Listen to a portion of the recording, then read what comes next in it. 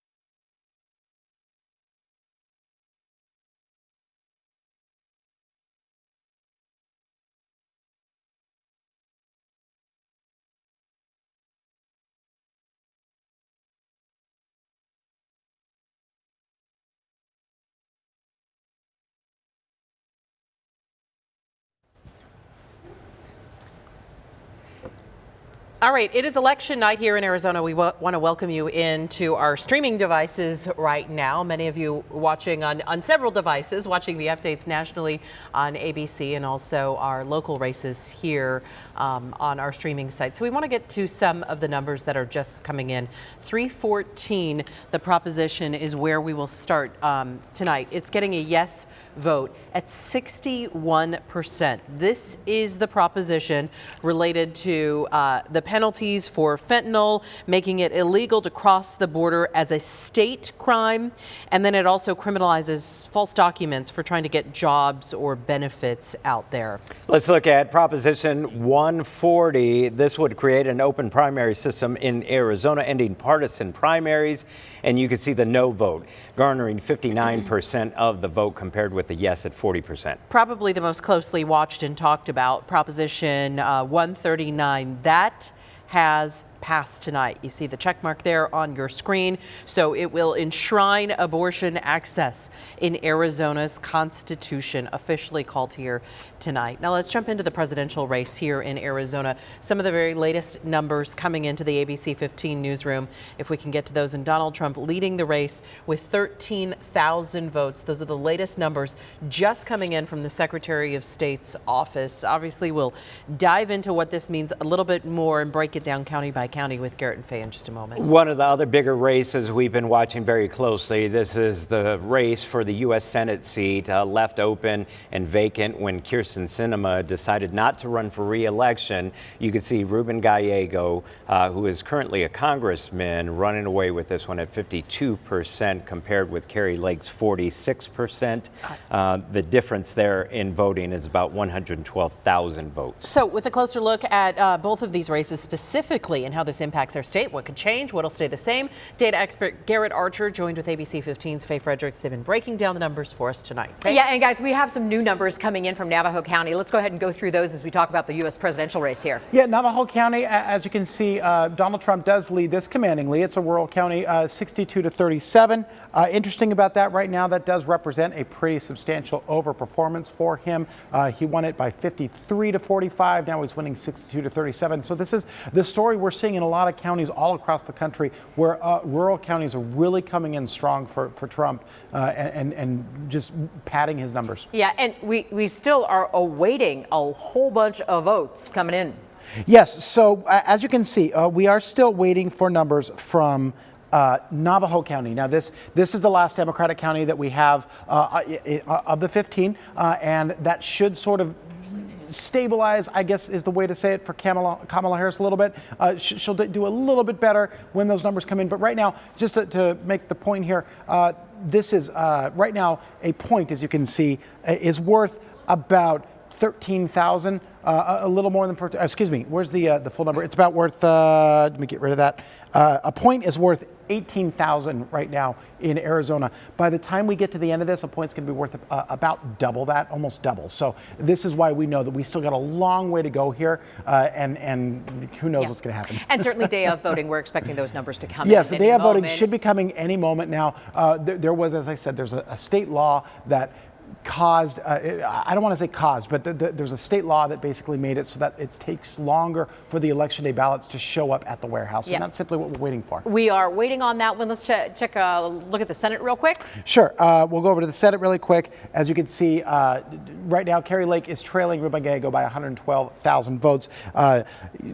Really quick, just to compare her with what Donald Trump is doing in some of the rural counties, why she is trailing. As you can see, Mojave, one of the most Republican counties in Arizona, and she is trailing him by about 4 points there. Yavapai County, same story, about 3 points trailing Donald Trump there. We look at Pinal County, 53-58 right there. That's a pretty substantial underperformance for her. Even in Democratic counties, you can see Donald Trump getting a 36.6 in Santa Cruz, Carrie Lake getting only a 31.3. So she's just sort of underperforming him about 5 points or more in all of these counties. Maricopa County, of course, being the largest. And you can see right there, she's underperforming by about 4 points in Maricopa County. And let's take a quick peek at the latest numbers for CD6, because this is a highly competitive race. This is northeast part of the valley. rally. This is one we're really tracking when we talk about control of the U.S. House on a national basis. Okay, so CD6 is one we can finally look at. Now that Cochise County is in, we can actually see what the initial let's go to start 6 is. first. Sorry, 6 first, yeah. So this one, as you can see, right now, Kirsten Engel does have a pretty commanding lead over incumbent Juan Ciscomani. He is trailing her 19,000 votes with Cochise County in. So it's going to be interesting to see what happens in this race, only because that is pretty substantial. Now we go to CD1, where this is all Maricopa County, encompassed in Maricopa County. The Democrat, Dr. Amish Shah, is winning here, but it's by a much lower margin, only about a point there, 4,600. Okay, and more day of votes still pending. We will get those results to you as soon as we get them in. We are also tracking the presidential election all around the nation for you. We want to get right over to Christine Stanwood. Yeah, you have some important information from the alert desk that you want to share with us. Yeah, Katie, Javier. So we have been talking about nonstop this evening, those key battleground states. So we got to talk about Georgia. This just came down. AP and ABC News projecting Georgia will go to former President Donald Trump. He has also secured North Carolina. There are 7 key battleground states, Georgia, North Carolina, 2 of those. The other right here at home, Arizona, Michigan, Nevada, Pennsylvania, and Wisconsin. We've talked about Nevada having those long voter lines still, and it's almost 11 p.m. So there's still a lot to get to, but those 2 wins going to former President Donald Trump, guys. So actually that electoral count that we see there is a little bit lagging. Yes. So 230 plus the 16 for Georgia would make it 246 for the electoral. 248 now. 248 for former President Donald Trump, 213 for Vice President Kamala Harris. Yeah, so we'll get this updated so it reflects the actual numbers that are just coming in. Quite a change there. Thank you for updating us on Georgia. We want to turn our attention to our Nick Saletti. He's been at the Democratic Party all night long, and we know as these numbers come in, you're likely getting some reaction out there. Yeah, Javier, definitely some mixed reactions here at Democratic Party headquarters. But I'll tell you this, Democrats really like what they're seeing right now with the CD6 race that you mentioned there in southern Arizona. And they also like what they're seeing in the CD1 race with Dr. Amish Shah versus incumbent David Schweikert. Obviously, nothing is official yet, but these Democrats are feeling confident about those races and their chances. They're also feeling incredibly confident about the Senate seat with Ruben Gallego running against Kari Lake. For more on that, let's go ahead and bring in ABC15 political reporter Ben Brown. Even though this one hasn't been called yet, you can feel it. They're feeling very excited about Gallego's chances. Yeah, Nick, I mean, just a short time ago, we heard from Gallego. He took the stage here. He was emotional. He was talking alongside his wife. He was talking about his roots, growing up in a poor Latino household and his time serving in the Marines. Now, Gallego didn't declare victory, but he did say he expects to be the first Latino representing Arizona in the Senate. Another person who's really optimistic is the Arizona Democratic Party chair. Take a listen to what she had to say.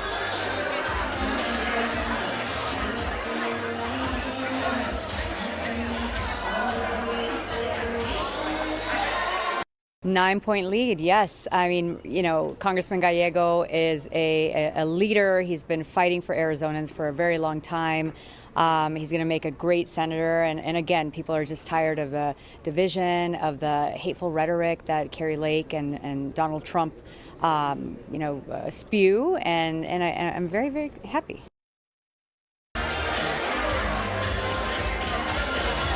Now, Nick, Gallego said the focus of his campaign was to reach every voter across the entire state. He really concerted his effort with the Latino vote and the Native American vote. We'll see, after tonight and maybe later this week when we get the final results if that paid off for him. But now on the GOP side, my colleague Rachel Louise Just, she was covering Kari Lake, and she has the very latest from the Lake campaign. Rachel? Yeah, we are still waiting to hear from Kari Lake after those very early results show that she is still considerably trailing Ruben Gallego. Lake is not holding an election party tonight. She's instead watching the results from her home. I did just check on Lake's social media in the last couple of minutes. She hasn't yet made any direct comments on her own race. She has commented on a couple of other races, saying that she didn't want people to trust the race calls from the media. This Senate race has not been competitive in the last couple of months, that's at least in the polling, but Lake has maintained in the final weeks of her campaign that she would be victorious, citing her own internal polling. I will accept the results of the election, and I have had a few concerns, but we've done a lot of legwork to prevent any problems. Lake did say today that she would accept the results of the election. She has in the past not said that she would make that commitment. Back to you guys. ABC 15's Christelle Bell here with our political roundtable tonight. I'm joined by Mike Axelrod and Brian Sychek here. And we were talking a little bit about that Senate race that Rachel was just mentioning. And we were also looking at this. If Trump wins Arizona, Republican, and Gallego, who just projected to win here in Arizona, the Senate race, what does that mean for South Carolina? South Carolina. It's been a long night. Arizona, what does that mean? It remains to be seen. I think we need to see kind of how things finalize with control of everything from the House. The Senate is already flipped. But more than that, I think the interesting question is where do the parties in the state go from here? Because it was very mixed so far, very mixed results. You know, you have Mayor Gallego winning without contention, but as one of Vice President Harris's biggest advocates, and then you have the abortion referendum sailing by, but at the same time, you have Trump likely winning the state. It's going to be close. And so, you know, with all these different dynamics going on, where does the state go from here, and who within the state is seen as somebody who can, you know, fill certain voids? And if you have any answers, I think bottle it up. Do you have any answers, Well, Brian?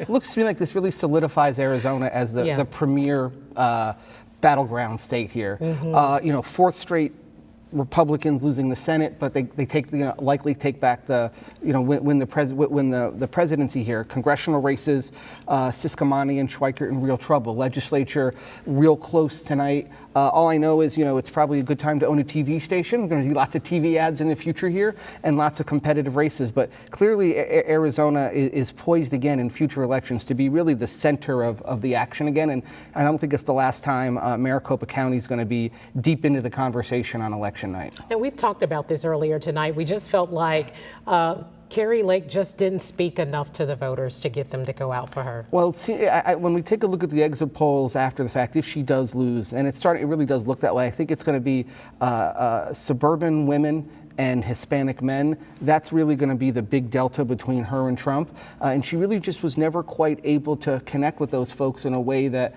Trump was. So she'll have to make a decision what's next for her. Maybe governor, maybe not. Time will tell. Going back to being governor, you mean?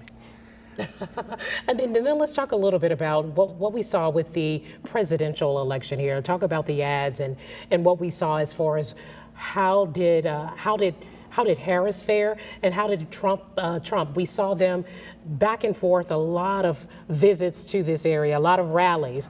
What stood out? Well, two big things are sort of the issue set. Inflation and immigration, two of the most important issues, are really central here. Inflation, Phoenix Metro was ground zero for inflation, so let's not forget that. And obviously we're a border state. So in states like Wisconsin and Michigan, you talk about the border, but it doesn't have the same saliency here. So one, the issue set was very much in Republicans' favor here. And two, the Trump campaign ran great ads. I think that ad that ended with Trump is for you and Harris is for they, them was really powerful. It really spoke to the wokeism that has infected the Democrat Party. And I think that really brought back a lot of the suburban voters, which we talked about hours ago, which have not really been with Trump a lot since 2016, came roaring home tonight. And I think that ad had a lot to do with it. All right, we are wrapping up this discussion here, but we'll send it back to you. Right, thank you. And we want to continue to track some of these numbers that are just coming in. In fact, some races still too close to call, and that includes the county attorney's race. Although incumbent Rachel Mitchell, who's held the position for the last 2 years, been a prosecutor for 30 years, she is still in the lead tonight with 52% of the vote. And let's stay in Maricopa County right now for the recorder race. And you see this is a close one, only separated by 2,500 votes. Tim Stringham, who is an Arizona native and a first-time political candidate, is ahead slightly over Justin Heap. One more race we want to get to quickly, and that's for Maricopa County Sheriff. At this point, Jerry Sheridan leads with 51% of the vote, running against Tyler Camp in that race. He's pretty much held the lead all night long. He's been with the sheriff's office for about 38 years. The difference there, 28,000 votes, and pretty much held strong throughout the evening. Some people in the Valley, though, just finishing casting their ballot. They were out there for hours, 3 hours they waited, even after the polls closed, still standing in line. ABC15 investigator Jen Kowaleski was in Mesa, where she spoke with the very last person in line. Just after 10 o'clock here at Mesa Community College, the last vote was cast. Now, we talked to the last voter who was in line. He waited 3 hours to make sure that his voice was heard tonight. That voter rushed from work, barely made it into line, couldn't believe it. He actually told me this is the first time he has ever voted in an election. Take a listen. And they was like, no, you got to go around here. And he just said, jump out the car and run. And I ran. So I made it. We spoke to election officials here, and now that all of the ballots have been cast, they will be moved to the tabulation center where they will be counted. That will likely take quite some time. What we do know is that at least 2,000 ballots were cast here today, and that doesn't include the hundreds of voters who were in line after the polls closed. I'm Jennifer Kowaleski, ABC15 Arizona. Love all that dedication we saw out there today. And we're also hearing tonight from the very last voter in line to cast a ballot at ASU's Tempe campus. It was one of many polling places with long, steady lines throughout the entire day. Really just the last push. I felt like my opinion mattered. So even if it's one vote, it could matter. I didn't expect it. I thought I was just making it last minute. I'm kind of last minute to things, but it worked out.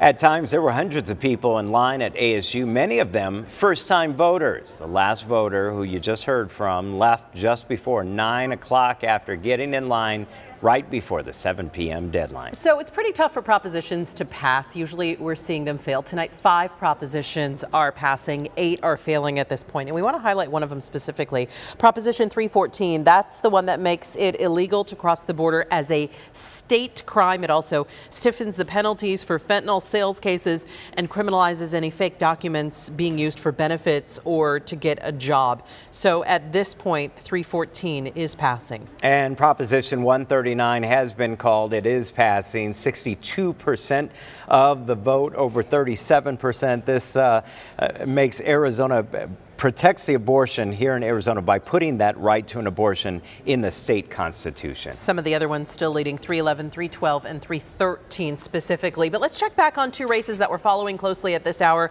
First and foremost, the path to the White House. Here's where things stand right now in Arizona. We want to show you the numbers. The difference, 13,000 points at this hour. And just a quick shot of the U.S. Senate race right now.